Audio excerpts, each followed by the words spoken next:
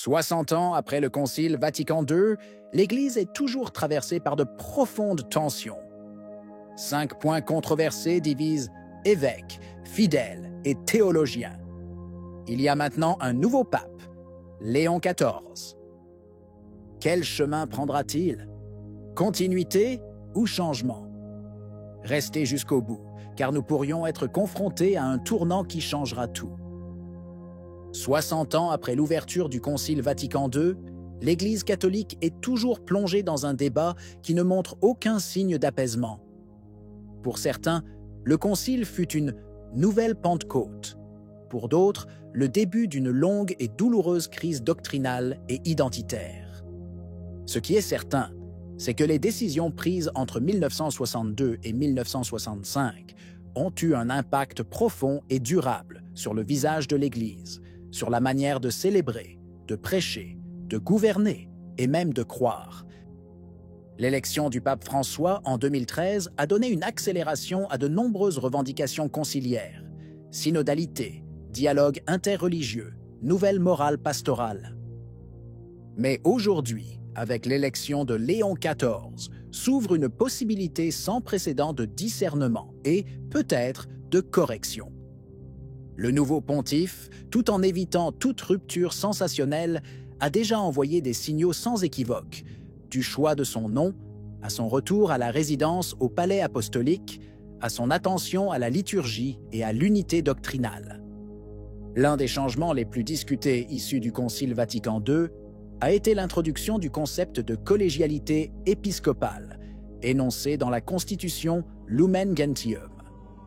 Le document insiste sur le fait que, avec le pape, l'ensemble du collège des évêques partage la responsabilité et la direction de l'Église universelle. Une formulation qui, tout en maintenant la primauté pétrinienne, s'ouvrait à des interprétations ambiguës, souvent utilisées pour affaiblir l'autorité papale et renforcer les conférences épiscopales locales. Le pape François a résolument avancé dans cette direction, en mettant l'accent sur le thème de la synodalité, une Église qui marche ensemble, avec des processus d'écoute, de consultation et même de vote. Cependant, pour de nombreux théologiens et pasteurs fidèles à la tradition, cela a fini par aboutir à une véritable fragmentation du gouvernement ecclésial, où l'unité doctrinale est menacée par des évêques qui interprètent librement les normes et les pratiques. Dans ce contexte, Léon XIV a donné les premiers signes d'un possible rééquilibrage. Sans nier la valeur de la consultation fraternelle entre les évêques, il a rappelé avec force le lien organique avec le successeur de Pierre, affirmant que la véritable synodalité ne naît que dans la communion verticale, et non dans l'horizontalité démocratique. Ses premiers mots après son élection, « Dans l'unique Christ, nous sommes un », ne sont pas une formule vague, mais une référence théologique précise à l'unité hiérarchique de l'Église, fondée sur l'Eucharistie, la tradition et le ministère pétrinien. Parmi les documents les plus controversés du Concile Vatican II, Dignitatis Humanae représente un tournant historique dans la manière dont l'Église aborde la question de la liberté religieuse. Pendant des siècles, le magistère a enseigné que l'erreur n'a pas de droit et que l'État, tout en respectant les consciences, doit reconnaître à la vraie religion, la religion catholique, un rôle public privilégié. Le Conseil a au contraire affirmé que toute personne a droit à la liberté religieuse, en public et en privé, individuellement et en association, quelle que soit la vérité de la foi professée.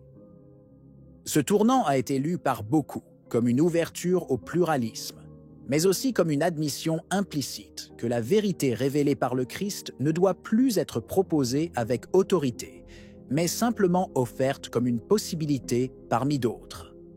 Ces dernières années, le pape François a poussé cette ligne jusqu'à l'extrême symbolique, en signant à Abu Dhabi un document affirmant que la diversité religieuse est voulue par Dieu, une phrase qui a suscité la consternation même parmi les théologiens modérés.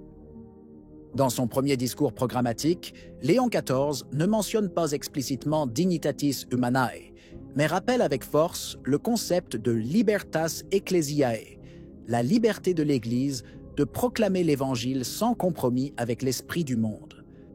Il s'agit d'un changement d'accent significatif.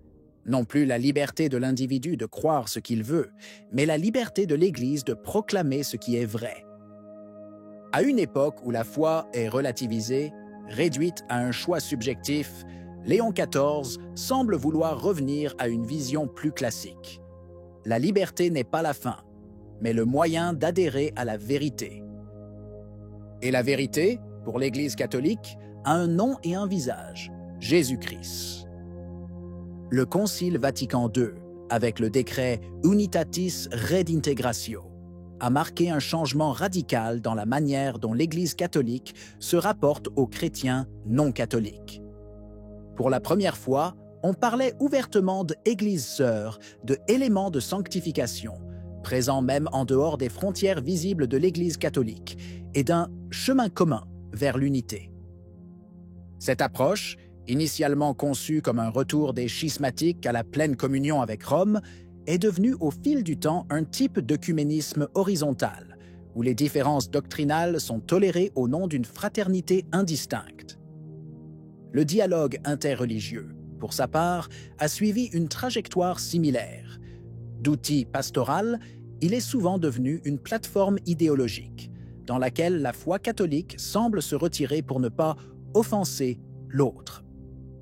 Le pape François a pleinement incarné cette vision, en promouvant les rencontres avec les chefs religieux de toutes les confessions, même au prix d'une ambiguïté théologique.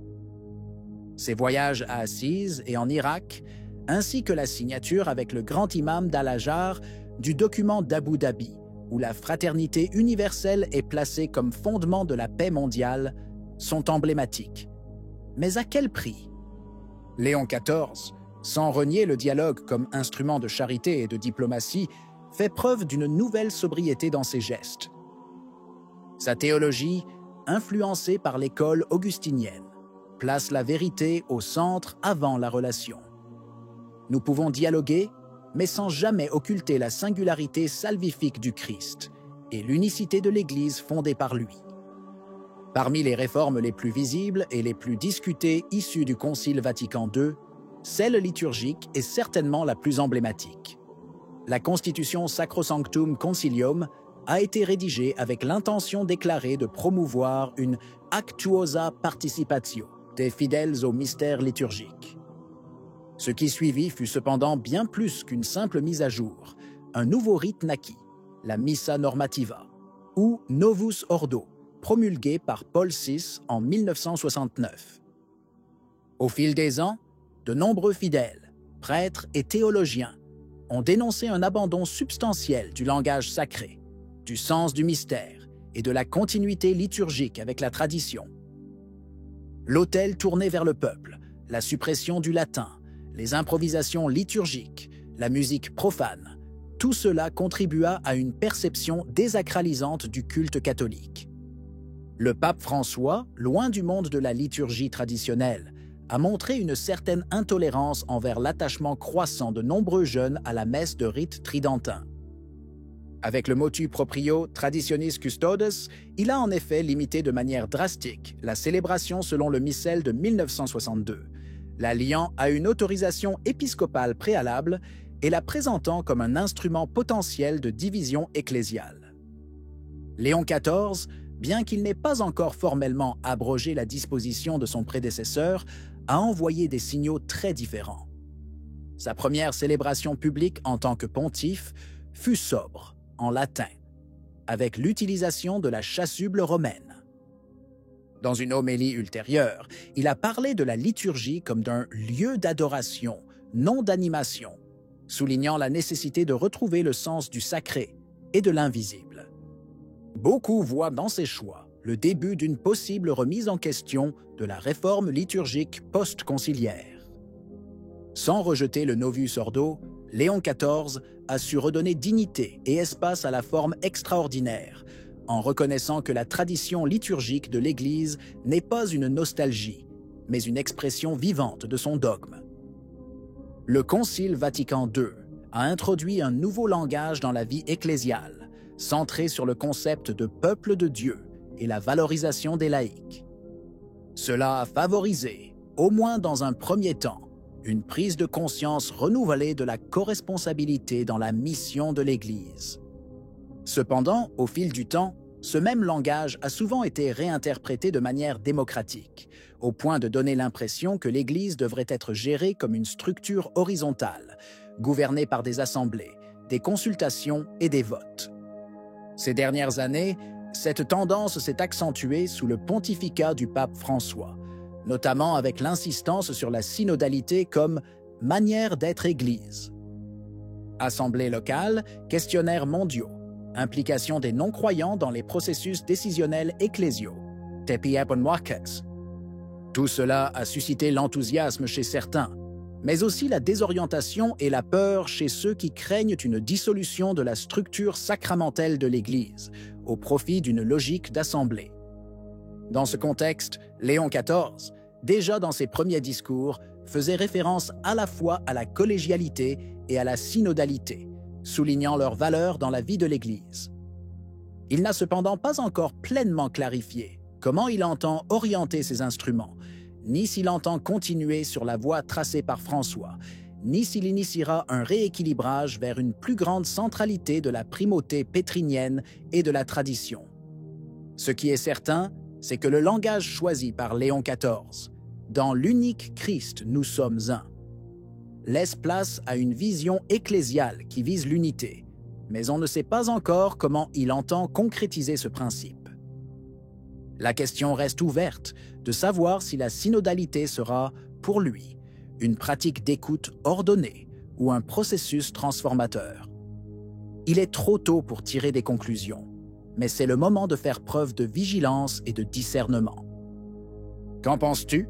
Si vous avez aimé la vidéo, commentez. Amen. Que Dieu te bénisse.